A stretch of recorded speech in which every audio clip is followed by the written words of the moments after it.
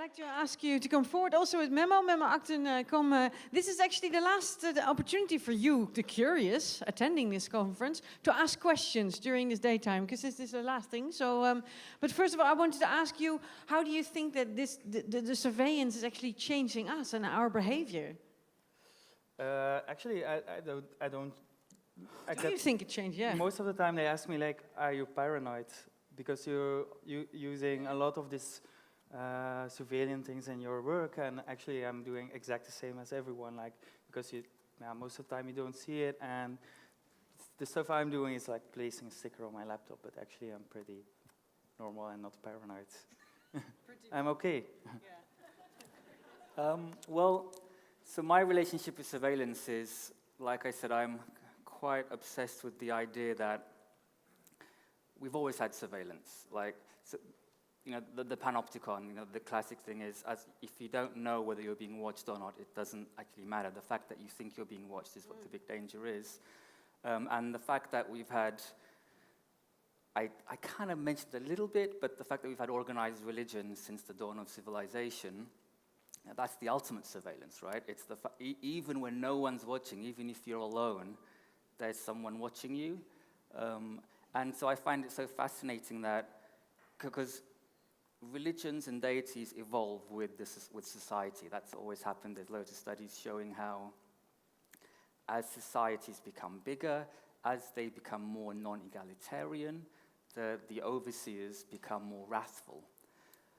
So I find it so fascinating that over thousands of years, as us as a culture, we become less spiritual and we become more materialistic and more technology-worshipping.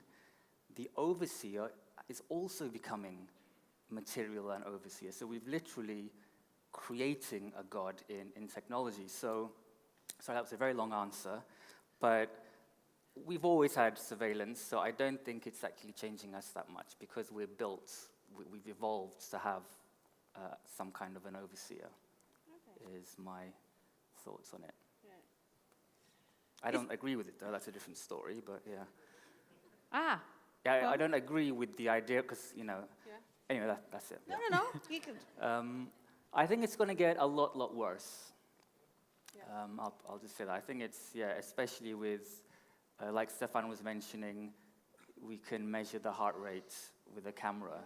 I mean, there was research that came out last year that just by the way Wi-Fi signals bounce off the body, they can measure instantaneous heartbeat within a few milliseconds. So if you ask me a question, somebody could be sitting there and measure how my heart rate changed and tell if I'm lying or not.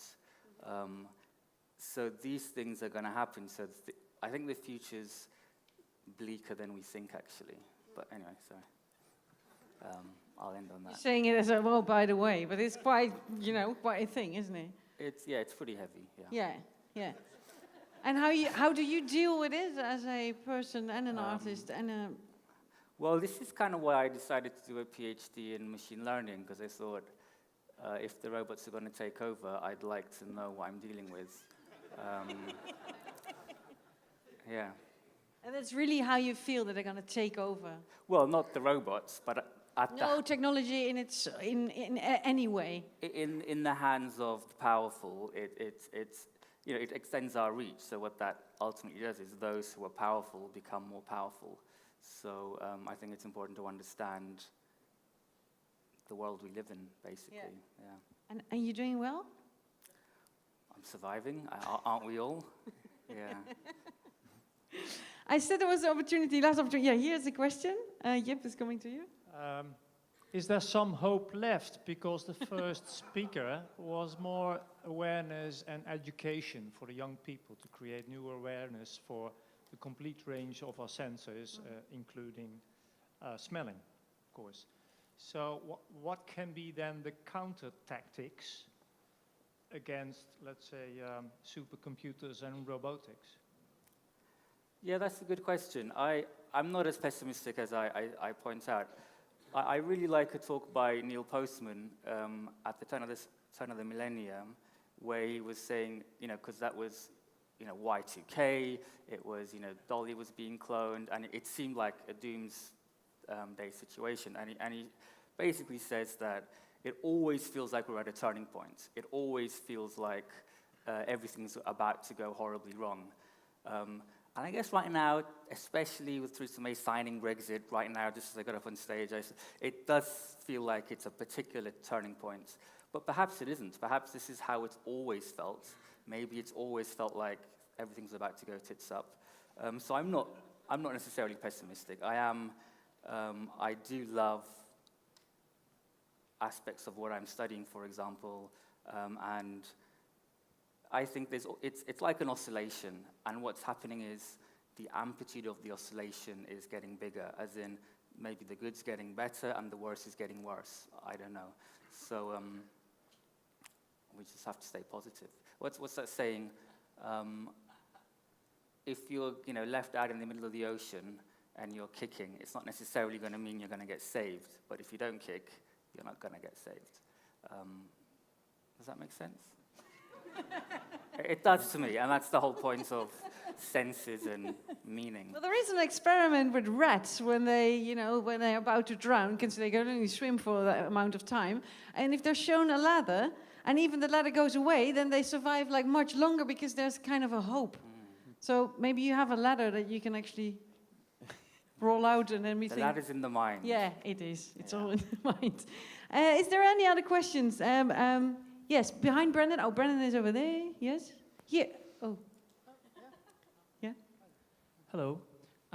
Would it make sense to put more focus on surveillance as a driving force for all this technology around us to be developed further? I mean, we talk about progress or how nice, but could we say that surveillance is behind all this? It's just a question. I don't fully understand. Is surveillance behind what? What I want to say, would it make sense to say that surveillance is a driving force for all this technology to be developed around us, like the camera, the security cameras, everything that is on our phone, what was thought about Facebook tracking our eyes in the future, etc.? So I would say it absolutely, I always say the reason why we have an AI boom right now, people say it's because, the computers are powerful enough.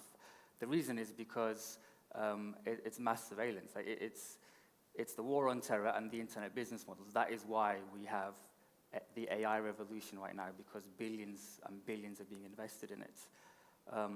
So if that was your question, yeah, that is why we're having the AI revolution right now.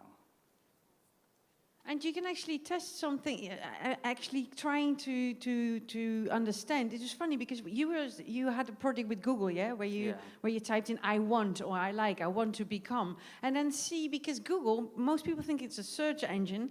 It's not. It's actually an AI. They're creating an AI, and we are actually all helping doing that. So in a way, I also started typing "I want" to see what I would get if I also want a large penis or not. And this, well, it says a lot about you. So it's actually also things you can actually still relate to and test to. I thought it was a really cool thing to relate to. Yeah, sorry. Is there maybe a last? Oh, there was a question there. No. Yes. Yeah. Hi, I had a question for Dries. Yes. I very much appreciate the humor in your work, and you shared that some people don't always share your humor in the way they react, or they block you from all sorts of sites and media. What keeps you continue to play? What is the message you want to give us? Why do you do it? Actually, what I really like is really good ideas and original ideas. And I showed tonight a small selection of a few ideas that I have around privacy, internet, and surveillance. And actually, I really like that I'm a developer and I can make a project in one day. I'm not a filmmaker that needs huge amount of budget to make that is searching for 1 year for money or something. And I really come up with the idea. And the next morning, I can publish it and see the reaction of people. And in most projects, they're like in made in 1 week or in a few days or in a few hours. And that's what I really like to. I think that's what I'm really driven of, and original ideas. Yeah, and in that way you stay dynamically because you like it that you can swap from one to another, spend a week and... And most of the time I'm working on a lot of projects at the same time. Yeah? You also like that? Yeah, to work on a lot of things. Yeah, a lot of You're things. a bit like a computer then.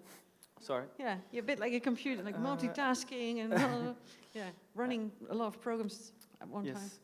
Does that answer your question? And also humor, because you were asking about humor. Is it also that humor that kind of saves you from maybe also fearing that, using technology in bad ways, how it can be used in bad ways? Is it also important for you? Is that your ladder also for the rats? What is Democrats? also really important for me is that, and that's maybe also why I'm use humor sometimes, is that my friends are understanding my projects, that my mom is understanding my projects. So humor to make understand. Yeah. Maybe, I don't know. That's the way how I like to think about it. Or maybe just because you're funny. Yeah, I don't know. Yeah, I think Thank so. Is there the last opportunity? Anyone wants to ask the last question? Why are we here on Earth? Yeah. Why? Guys, why are we here on Earth? It's the ultimate question. And I think it's nice to finish this, daytime part of the conference of the curious to ask you, why are we here on Earth? Memo, Dries. Go first. I have no idea. Oh. I have no idea. No clue. Okay. Well, Memo. Happy accidents. Fortunate accidents, maybe. Okay. Unfortunate, yeah, no.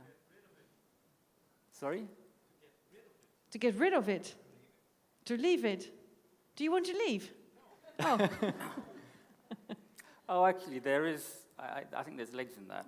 Like, we are very good entropy maximizing machines, so it's probably a fundamental law of thermodynamics that humans have to be created in order to maximize the way we create disorder.